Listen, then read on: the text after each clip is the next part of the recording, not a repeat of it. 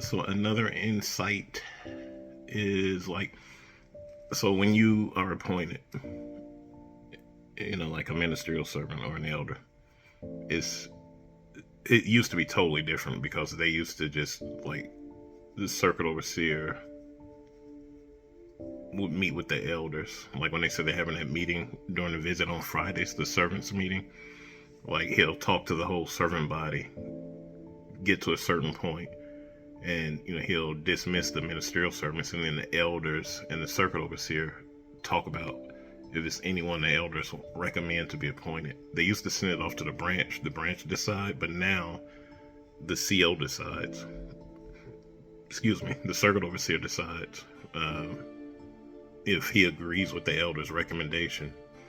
So usually when you get appointed, they'll pull you to the back room, and it's like the circuit overseer and another elder, and they'll let you know you've been recommended for appointment.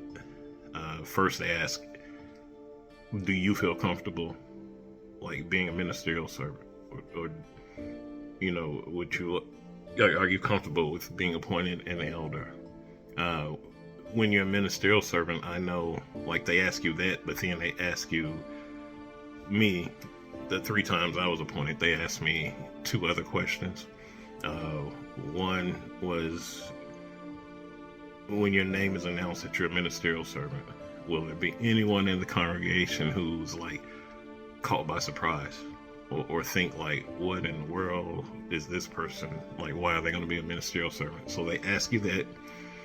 The other question they ask you is, have you gotten into any trouble with kids in the past, like sexually? Is there anything that would prevent you from being a servant because of that? Because if you are, like, say you're convicted for CSA or just anything dealing with a child at all, you are not supposed to be a servant or an elder, because that would put you in situations where you're alone with a kid.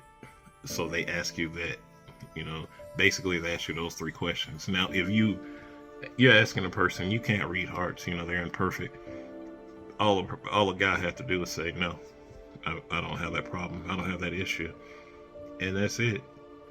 I saw someone yesterday said they should do like a background check, and like, I agree with that.